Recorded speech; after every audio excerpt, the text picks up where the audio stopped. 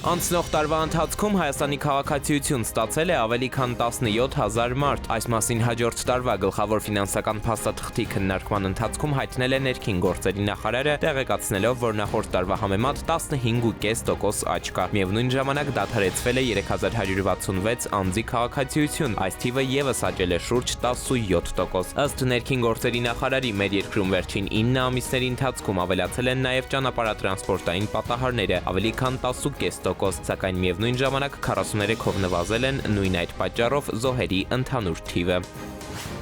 Պետեկամուտների կոմիտեն մաքսային զննման է ենթարկել HiPost ընկերության միջոցով Իսպանիայից Հայաստան ներմուծված երկու առաքանի եւ կենդանիների համար նախատեսված միանման ներքնակներից հայտնաբերել 178 գրամ եւ 250 գրամ պոլիէթիլենային տոպրակներ լցված կոկային տեսակի թմրամիջոցներով։ ՊԵԿ աշխատակիցները պարզել են, առաքանիների հասցեատերերը բնակվում են տարբեր քաղաքներում եւ առաջին հայացքից իրար հետ որևէ առնչություն չունեն, սակայն հայտնաբերված զանգվածների նմանությունը կասկած է հարուցել։ Ձերբակալել են 4 քաղաքացու, նրանցից 3-ի նկատմամբ դատարանախափանման միջոց է ընտրել կալանավորումը, 4-ի դեպքում վարչական հսկողություն է։ Ի դեպ, խորհրդարանում այսօր ներքին գործերի նախարարը նաև հայտարարել է, թե թմրամիջոցների ապօրինի շրջանառության դեպքերը Հայաստանում աճել են 391-ով։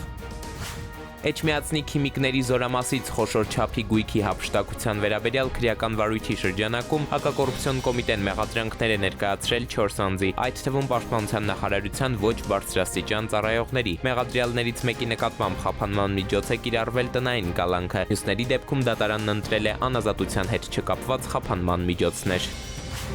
Թալինի հոգևոր հովիվ Տեր Թադեի հարցը եկեղեցու կարգապահական հարցերի հանձնախմբի օրակարգում է հայտնել է Մայրաթոր Սուրբ Էջմիածնի տեղեկատվական համակարգի տնօրեն Տեր Եսայի քահանա Արթենյանը։ Նշենք, որ Տեր Թադե քահանա Թախմազյանը նախորդին Հովանավանքում մասնակցել է Ստեփան Ասատրյանի մատուցած պատարագին, բացի այդ վերջին շաբաթների ընթացքում Facebook-յան գրառումներով աջակցություն է հայտնել կարգալույց հռչակված նախկին Տեր Արամ քահանային։ Տեղեկացնենք նաև, որ Թալինի Սուրբ Աստվածածին եկեղեցին, ինչպես եւ Հովանավանքը Մայրաթորի հաշվեկշռում է, այսինքն տաճարի սեփականության իրավունքը մայր եկեղեցունն է։